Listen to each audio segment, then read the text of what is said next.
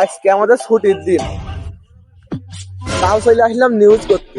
এক চাষা নাকি মাছ ধরে খুব উন্নত হয়ে গেছে, তাই আজে বাজে খবর নিয়ে 165 নিউজ তুলে ধরবো কিছু। আপনারা সবাই চলেন যে তার কাছ থেকে কিছু জানা যায় কিনা, আমিও জানবো আপনারা জানবেন। চলেন।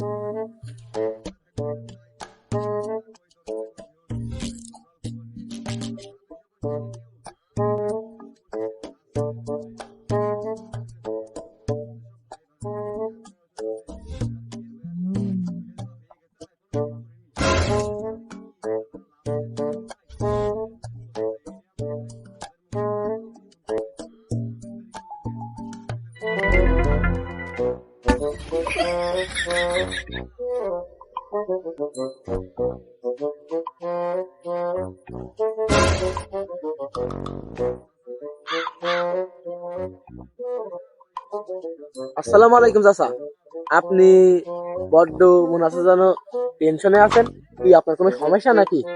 ও বাবু, তুমি কি বলছো? আমি যে মাছ বিক্রি বড় লোক হয়ে গেছে।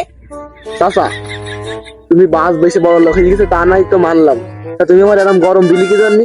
আমি একটা সাংবাদিক মানুষ, দিকে বোঝা যাচ্ছে না এই দেখো দিদি, তুমি আমার এমন কি গরম দিলি কি জানি? বাবু, তোমার গরম ধরলাম কখন?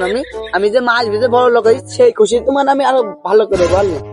ও চাচা, তা একটা কথা বলি, দেখা মানে চলে এখানে বসা যাচ্ছে না, কোন জায়গায় বসে রয়েছে? পুকুর শিখেছে না, কাদার সময় পুকুরের মধ্যে লিখেছে, এখন পুকুরের মধ্যে কি? চলো দেখা মান, চলো চলো।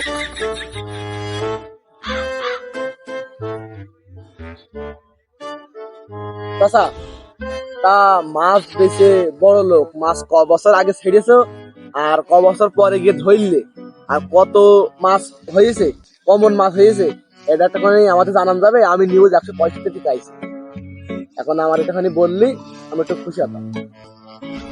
ওই পাড়ায় সিরাজের কাছে চারা মাছ আমি কিনে এলাম, রুই কাতলা ধেবা পোনা, সেই চারা মাছ আমি সেই দিলাম। এবার 3 বছর পরে আমি ধরেছি, খুব বড় হয়েছে, এক খানে খানে খানে রুই মাছ কাতলা মাছ হয়ে গেছে বাবু।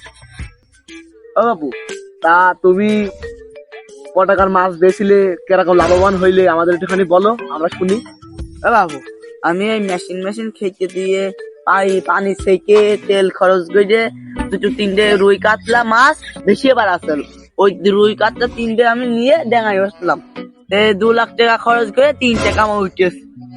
ও বাবু, তুমি 2 লাখ টাকা খরচ করে 3 লাখ টাকা পেয়েছো বলছো নাকি? তা তুমি কেরাম লাভবান হয়েছো? আমি পাড়ার লোকের কাছে সব শুনলাম তুমি নাকি লাভবান হয়ে গিয়েছো, তা কেরাম লাভবান হইলে তুমি আবার? ও বাবু, তুমি পাড়া মানুষের কাছে শুনছো না? ওই 3 লাখ করে 3 লাখ টাকা উঠেছে, 3 লাখে উঠিনি, ও 3 ওখানে লাখ করে দিয়েছে। ও বাবু, তোমার কষ্ট মষ্ট হচ্ছে না? তোমার নাকি 3 লাখ টাকা উঠেছে, আবার এখন শুনছি 3 টাকা।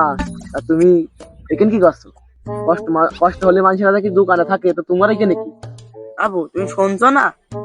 ওই মানুষ 3 লাখ টাকা করে দিয়েছে, মানছে আমার কই দিয়েছে, কিন্তু আমি নিজে করতে পারিনি। মানছি কাছে দোকানে মুখ দেখাতে পারবো না বলে সেজন্য পুকুরে বসে আছি, চিন্তা করছি।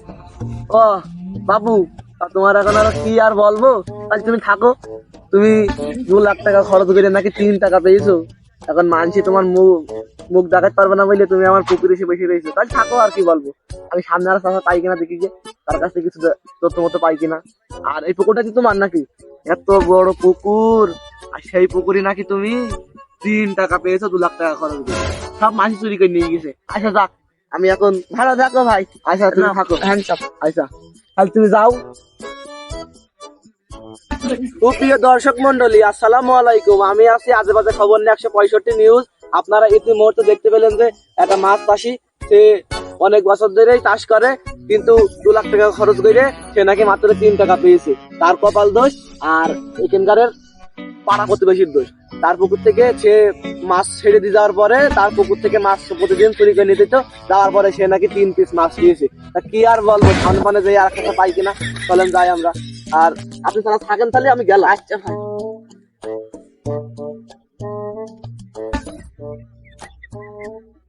প্রিয় দর্শক শ্রোতা, আসসালামু আলাইকুম।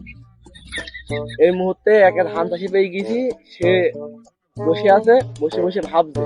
তার কাছে যাওয়া যাক, সেখানে ধান চাষি দেখে দাও।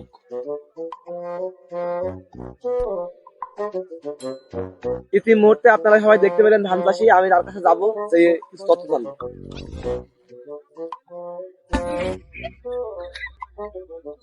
আসসালামু আলাইকুম ভাই। ওয়ালাইকুম আসসালাম ভাই। আপনি এখানে বসে বসে কি ভাবছেন? ভাবছি যে ভাই এর ধানের অবস্থা কি ভাই, আমি তো ক্ষতি হয়ে গেল, আমার সেরকম লস হয়ে গেল ভাই। ও, তা আপনার সাথে দুটো কথা বলতাম। আমি 165 নিউজ থেকে আইছি, আপনি কি কথা বলতে পারবেন? হ্যাঁ ভাই, আমি কথা বলতে পারবো। ও, তাহলে ডাঙ্গা বল চলেন। আচ্ছা ভাই, চলো।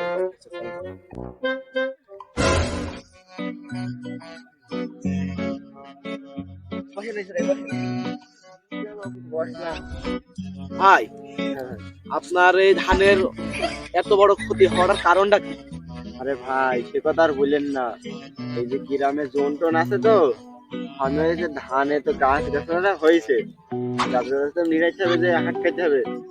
সেই হাটে আমি জল নিলাম, জোনে এমন ভাবে নিয়ে দিয়েছে, হেঁটকে দিয়েছে, এক জায়গায় সেরা আমি রয়েছে। এই ঘাস আবার বড় হয়ে ধান কাটতে যখন কাটবে, তখন আবার সে ধান আর ঘাস সে একসাথে হয়ে যাবে। ও, তা আপনার তো বিশাল বড় ক্ষতি হয়ে গেছে। হ্যাঁ, তা আপনি এখন উপায় কি ভাবছেন? এখন ভাবছি আবার সেই জমি জায়গা দেখতে হবে, যে বলতে হবে কি করা যায়। এখন তুমি যে কাজ করে দিয়েছো। তা আপনার তো প্রথম প্রথম জোন নিয়ে তো লস। হ্যাঁ, লস। আপনার প্রথম প্রথম যে জোনটা নিয়েছেন, যে জোনের টাকাটা আপনি দিয়েছেন, সেই জোনের টাকা তো দেওয়া লস। মানে আবার তো সেই জোনের টাকা ফেরত দিতে হবে। আপনার জোন নিম্নপক্ষে 300 টাকা নিয়েছে। 350 টাকা বাবু, এখন জনের দাম বেড়ে গিয়েছে 350 টাকা করে। তাহলে 350 টাকা। আর কটা জোন নিয়েছেন? নিলাম 5টা জন নিলাম। তা আপনি 5টা জোন নিয়েছেন, তাই তো? হ্যাঁ, তা আবার তো 5টা জোন নিতে হবে। হ্যাঁ, 5টা জোন নিয়ে মানে এখন লস। হ্যাঁ তা এখন মাঠের সবাই পরিস্থিতি এক। তা আপনার এখন যে পরিস্থিতি, ধান উঠতে উঠতে আপনার ধান ভালো হবে না। ধান তো সবাই থেকে খারাপ আপনার দেখতে পেলাম। তা এখন আপনি কি পরিস্থিতি নিতে হবে? এখন দেখি গ্রামে যে দেখি এখন মন্ডল মাত্র আছে, তাদের নিয়ে এখন বলতে হবে যে আমার এই অবস্থা, যে আমার এই ধান নিয়ে দিলে যে সে গ্রাম গাছ সেটা কমে রয়েছে। আমি তো বাড়ি ছিলাম না, আমি এক জায়গায় গিয়েছিলাম। এখন তাদের সাথে বলে দেখতে হবে কি করা যায়। ও আচ্ছা আচ্ছা। তা আপনি এখন যান আর আমিও যাই। আমি নিউজ 165 থেকে এসেছিলাম। আমি এখন এই গ্রামে কার কিরকম চাষ হয়েছে, কিরা কিরকম লাভবান হয়েছে, কিরা কিরকম কষ্ট হয়েছে, বুঝতে পেরেছেন? আচ্ছা ঠিক আছে, তাহলে আপনি যান, আমি এখন যাই। সুপ্রিয় দর্শক মন্ডলী, আসসালামু আলাইকুম। আপনারা ইতিমধ্যে দেখতে পেলেন যে ধান চাষির একজনের কাছ থেকে কথা বললাম। তার নাকি খুবই অভাব, তার ধান ভালো হয়নি, তাই জন্য সে এখন 5টা জোন নিয়ে এলো তার আগে, আর এখন 5টা জোন নেবে। সে আগে যে 5টা জোন নিয়ে এলো সেই জন্য কোনো কাজ হয়নি, এখন 5টা জোন নেবে। নিয়ে গ্রামে মাতব্বার ফাতব্বার এরা ওরা আছে, তাদের কাছ থেকে পরিস্থিতি জানবে। গ্রামে এখন আর কি বলবো, সবাইকে একই অবস্থা।